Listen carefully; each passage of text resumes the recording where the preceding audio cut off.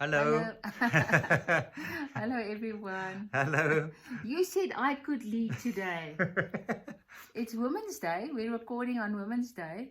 And so George is graciously giving me another opportunity to open the conversation.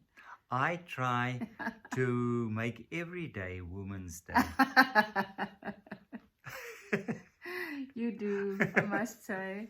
Yeah, I'm a very lucky woman.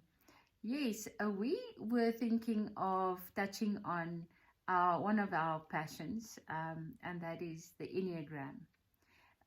Also, because we are planning two workshops, one in September and one in November, on the Enneagram, an introductory workshop. We were thinking of doing retreats around the Enneagram, but we soon realized that it is just too dense, too much material to handle over a weekend, and to also allow people opportunity to actually become quiet, to retreat. So we changed it to workshops, and so we just thought to just refresh our own memories, and just also again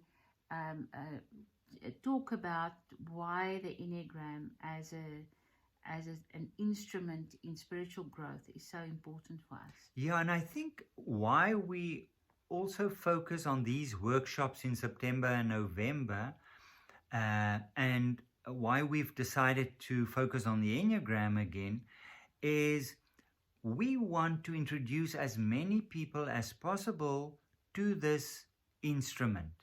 Because we find it so helpful in our own personal lives, but also in our work. It's such a good tool to break things open, to open perspectives, to lead to understanding and insight. So it's just, we want to share it with as many people as possible so it can help them. Yeah, I think because for us personally, like George said, it has been such a huge help in our growth, in our relationship.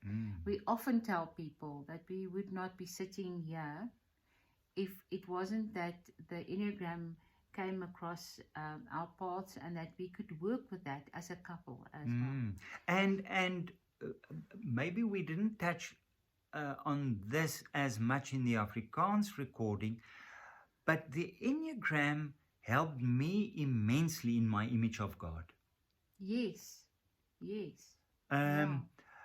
Because there's such a gentleness that you discover in the way God works with us, and the way God takes us extremely seriously of who we are in our flaws, or amidst our flaws, and in our struggling, in our struggling, this gentle, loving way where God uses exactly that material to take us deeper, to lead us into more riches. So the Enneagram helped me to see that in other aspects of my life as well.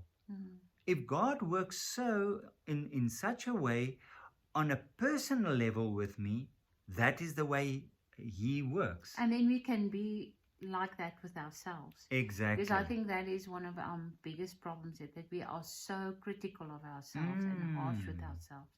But I think also in terms of that very, very strong principle that we believe in, that the more we get to know ourselves, the deeper our relationship with God can grow. Yes. That whole and quite a few religious giants have put it in more or less the same words, but that the journey to God is the journey to ourselves.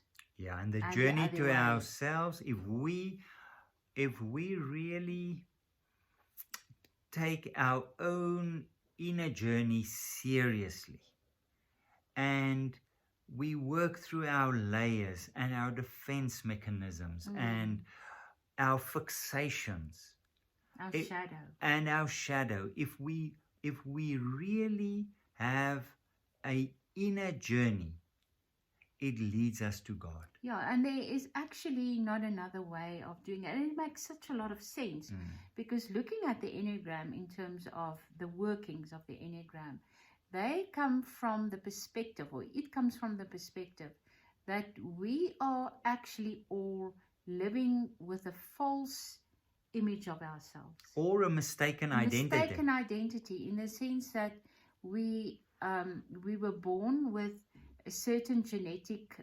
heritage that maybe gives me a short temper. So I'll often say, well, I inherited my dad's temper.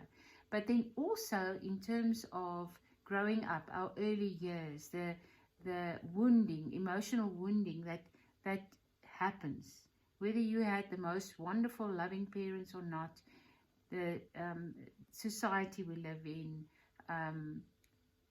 school, teachers, friends, we get wounded emotionally. And to protect us and to help us cope, we develop, with our genetic material, we develop almost like a defense mechanism against the world, against life. And that we need that to cope as children. We need that to be able to manage where we are put on this earth. Yeah.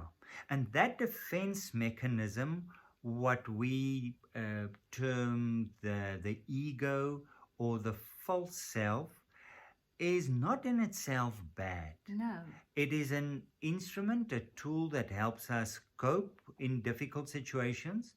The problem is we settle too early and too quickly into those defense mechanisms. Yeah, so we become our defense mechanism. That's it. It becomes our personality. We are totally of the opinion or belief that we are that ego personality. Exactly. And that's why it's often called the false self. There's other terms as well. You can call it your small self. You can call it your scared self. But false self, in the sense that we settle into these defense mechanisms and this personality, this identity, and we say, we've struck gold. This is who I am. I'm a difficult person to live with, but you have to take me like that. Or I'm overly anxious, or I'm a pleaser, or whatever it is. This is who I am. I've struck gold. There's nothing more to it. It's a little bit difficult, but I can manage that. But it's a false self because it's fool's gold as well. There's a deeper reach that we have to go to. Yeah, and I think in terms of the Enneagram, what makes it for us so important is that it's not just a personality typing model. Yes. It has the potential for spiritual realization. And with that I mean that we have an inner self, a core essence that God put in us, and that is God's dream for us. That the thing that God gave us uniquely to be everything that we can possibly be. And that doesn't mean that you need to be someone that can change the world. No. But it is your core essence, and it is who you really are. Yeah. So we actually lose connection with that. And the journey back to that inner core is actually then the journey into growth in our relationship with God, and also into realization of what we were truly created to be. Yeah. So in terms of then working with the Enneagram, that is the process of getting to understand your ego personality, which is fascinating. Oh, yes. Oh, we love that. We love to find out who we are, how we behave, And that's the doorway for the journey. And it is the doorway. We need to know the ego personality. Yeah. And like George said, it's not something that is bad. It is a way of surviving. It's also a God-given. Yeah, and we need that. We need that to protect us in different situations. But the problem is, like we often say, is that the ego becomes the master and is no longer the servant. Yes. And to be able to know this, the servant, and to realize when it's taking over, Yeah. it's very important to know the ego personality. But there's more. Yeah. And we want to really bring that across, is that the Enneagram has that to offer, to get to the more, to get to the essential self, and to help you to more and more live from that place. So, yeah, and the Enneagram has helped us on so many levels. It has helped us spiritually on our spiritual journey. It has helped us in our relationship, in understanding the angles that we come from. yeah, I think in terms of typing, I lead from, or I lead from the front. I lead from the front. I like to lead, From behind. Push from behind and lead from the front. Yeah. So I come from type 1, which is the reformer or the perfectionist. It's some of the names for that personality. And so I grew up with the idea, and I think my dad was also one, that of course the way that I see something is the right way. So of course you think if you are, a sane, realistic person, then you will be thinking the way that I'm thinking. And it was a revelation to me that is not the case. Yeah. That somebody can have a very valid, very legitimate perspective on something that doesn't look like mine at all. And that in itself says something about the variety of being human. Yeah. It's really fascinating. Yeah, because we tend to constantly bring people over to our point of view. And we don't realize that there's legitimate different points of view, and that conversation and listening is so important. So we in the business of convincing, of forcing, of playing in on fears or manipulating. Yeah. And all of that comes from that place of fear that we will not be able to cope with our circumstances. So it comes from the energy of that is very low and very destructive, not just for ourselves, but for people around us. Yeah. So in order to come to come from that inner core of essence, where you feel safe, where you know that God loves you, where you can come from that place, it just changes yourself, but it changes how you are in relationship. Yeah.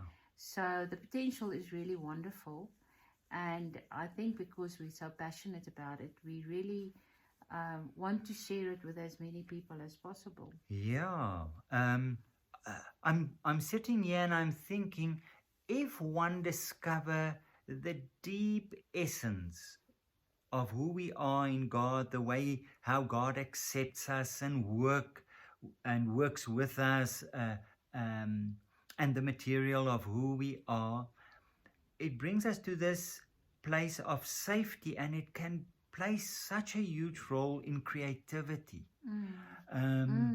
In relationships, we touched on that, but in terms of conversations, it's just so enriching. And also in our work, we find that once people have more insight into this, it leads also to breakthroughs. And then we can go deeper. And that's why we want to expose as many people and introduce them to the dynamics of the Enneagram. How it plays out in their lives, it may differ. Yeah, and of course it's not the only way to get to your essential self. It's something that we feel can make it really much easier. But I think also to put people's minds at ease in terms of where the Enneagram system comes from, just to quickly touch on that. A very, very old instrument, not in its final form that we have now. And it's still in development all the time. It is still actually. constant new discoveries and interpretations. The modern version developed here from the 70s. There's almost an explosion of the Enneagram in the 80s, but the roots go back, elements of that, to the Desert Fathers here in the 4th century, 300s after Christ, and then different faith communities playing into that, almost like adding to this bucket of wisdom until it arrived in the modern era. And especially where psychologists discovered it and refined it into its final, I would say, form at the moment. And then also people realizing that that the roots are in a spiritual tradition. And how does that play into our lives?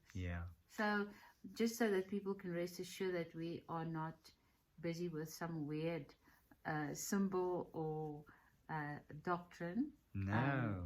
And that if you feel that this is something that you would like to really explore, maybe have a look at the dates or send us a message for more information. It would be lovely to have some of you at the workshops here in Restory. Keep well on that side. We talk again next week. Keep well. Have a good week. Bye.